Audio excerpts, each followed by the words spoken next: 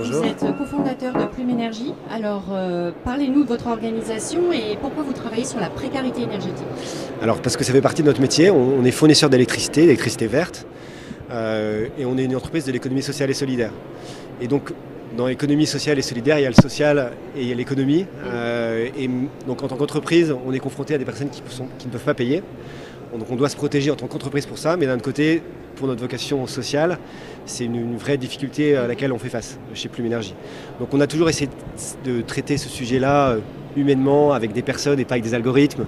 Mais ceci dit, il y a quelque chose qui ne nous satisfait pas, et notamment le fait que tous les ans, au moment de la fin de la trêve hivernale, donc pendant tout l'hiver, tout le monde est protégé des coupures d'électricité, mais tous les ans, quand la trêve se termine, de nombreux foyers, évidemment les plus précaires, ceux qui ne peuvent pas payer leur facture d'électricité, sont coupés. Il y a quand même 300 000 coupures chaque année en France, et on n'en parle pas trop. Et donc c'est le métier, en fait, c'est partie du métier de fournisseur d'électricité, de faire face à la précarité énergétique. Et on s'est rendu compte que maintenant il y avait une possibilité, en fait, pour traiter ce point-là, et il y a un sujet qu'on porte chez Plume Énergie, qui est pour interdire justement ces coupures, y compris en été, parce que clairement une coupure d'électricité, là on parle d'exclusion énergétique, évidemment ça coupe la lumière, ça veut dire pas de frigo, mais ça veut dire aussi pas de téléphone, puisqu'on ne peut plus charger son portable, et on trouve des situations incroyables, où des foyers en fait peuvent même pas appeler leur fournisseur d'électricité pour faire rétablir leur électricité. Voilà. Et c'est contre ça qu'on veut agir, de l'intérieur, je voudrais dire. On n'est pas une association, on est vraiment une entreprise. Et pour montrer, en fait, on a lancé nous un pilote, c'est-à-dire que déjà nos clients en fait vont bénéficier de ce qu'on a de notre projet. Et l'idée, en fait, c'est de garantir à tout le monde un minimum, d'où le nom service minimum de l'électricité. Donc c'est pas un énorme luxe. On parle de 1000 watts. Alors c'est un terme technique, mais 1000 watts, vous voyez, ça fait à peu près un micro-ondes, ça fait quelques ampoules. Surtout c'est un frigo et de quoi charger son téléphone portable, donc c'est tout sauf le luxe, mais au moins ça garantit le minimum, et du coup ça évite d'accroître l'exclusion, d'où le thème de pourquoi on discute aujourd'hui. Alors, vous faites partie du collectif Stop Exclusion Énergétique, toujours dans cette logique. Pourquoi êtes-vous engagé dans ce collectif et quelles sont vos priorités ? Alors, ce qui nous plaît dans ce collectif, c'est justement un collectif qui est basé sur l'action.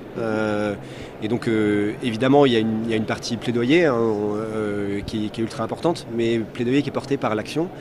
Et donc, comme je vous disais, nous, on a déjà lancé, on a déjà expérimenté. Ce qu'on veut montrer, c'est que c'est possible, et surtout que c'est pas irréaliste. En fait, la plupart des acteurs, on les a tous écoutés là au forum qui avait lieu aujourd'hui. À chaque fois, ils portent des projets qui sont très concrets.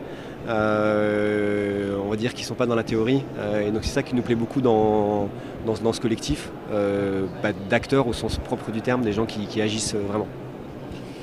Vous nous avez parlé des solutions que vous développez pour lutter contre l'exclusion énergétique, cette volonté aussi de changement d'échelle en adhérant et en faisant partie de ce collectif. Alors, si je vous dis la lutte contre la précarité énergétique comme grande cause nationale, ça vous parle? Et pour vous, quand est-ce que ce devrait être le cas? Un petit peu, et dès aujourd'hui. Bien sûr, en fait, ce sujet-là, on a bien conscience, on a une petite entreprise, qu'on pourra pas le porter nous, il faut embarquer un maximum de personnes. Et c'est sûr que la proximité des élections donne une opportunité pour faire passer des messages aux candidats. Et ce qu'on souhaite, c'est que la plupart de tous les candidats, si possible, portent cette idée, parce que c'est une idée simple en fait. Service minimum de l'électricité.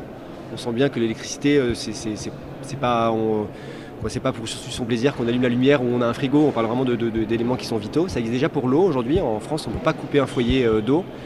Et notre conviction, c'est que ça devrait être la même chose pour l'électricité.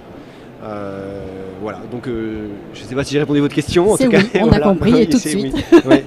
Je vous remercie, bonne journée. Merci à vous.